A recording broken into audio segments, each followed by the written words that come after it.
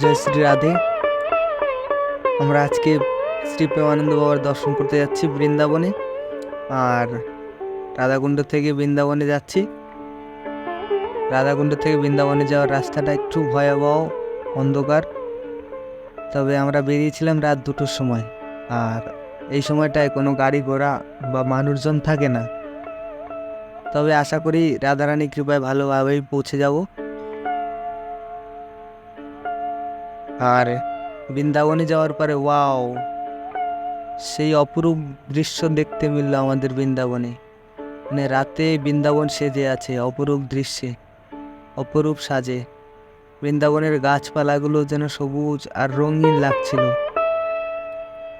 কি অপূর্ব বৃন্দাবন, রাতে সেজে আছে বৃন্দাবন। আর দেখি আমরা শ্রী প্রেমানন্দ বাবার দর্শনের জন্য আজকে আমরা যাচ্ছি। আর আমরা তো গিয়ে দেখি অবাক, হাজারো ভক্ত আমাদের থেকে আগেই এসে বসে আছে। আমরা রাধাকুণ্ড থেকে রাত 2টোয় বেরিয়ে প্রায় 3টের সময় পৌঁছে গেছি। তো গিয়ে দেখি আমরা পুরো লেট।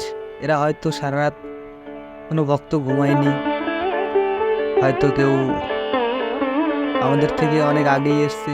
হাজার হাজার ভক্ত, পুরো পঞ্চকোশী পরিক্রমা। আর আপনারা দেখতেই পাচ্ছেন এখানে অনেক ভক্ত, মানে গোনার ভিতরে নেই। আর আমাদের পাশে গিয়ে দাঁড়াতে হয়েছে, রাস্তার দুই পাশে সারি দিয়ে সব ভক্তগণ শুধু বাবার দর্শন করবেন বলে দাঁড়িয়ে আছেন।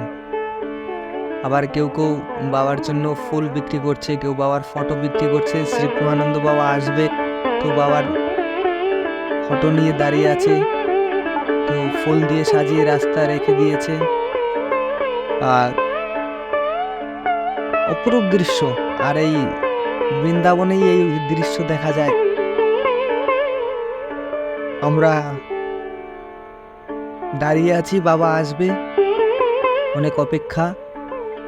উনি রাত 4টার সময় আসে, কখন আসবে? হাজারো ভক্তগণ দাঁড়িয়ে আছে যে এক ঝলক বাবার দর্শন পাবো, কখন বাবা আসবে।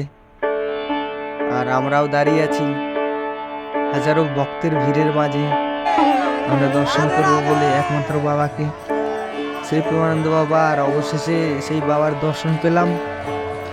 জয় শ্রী রাধে, রাধে রাধে।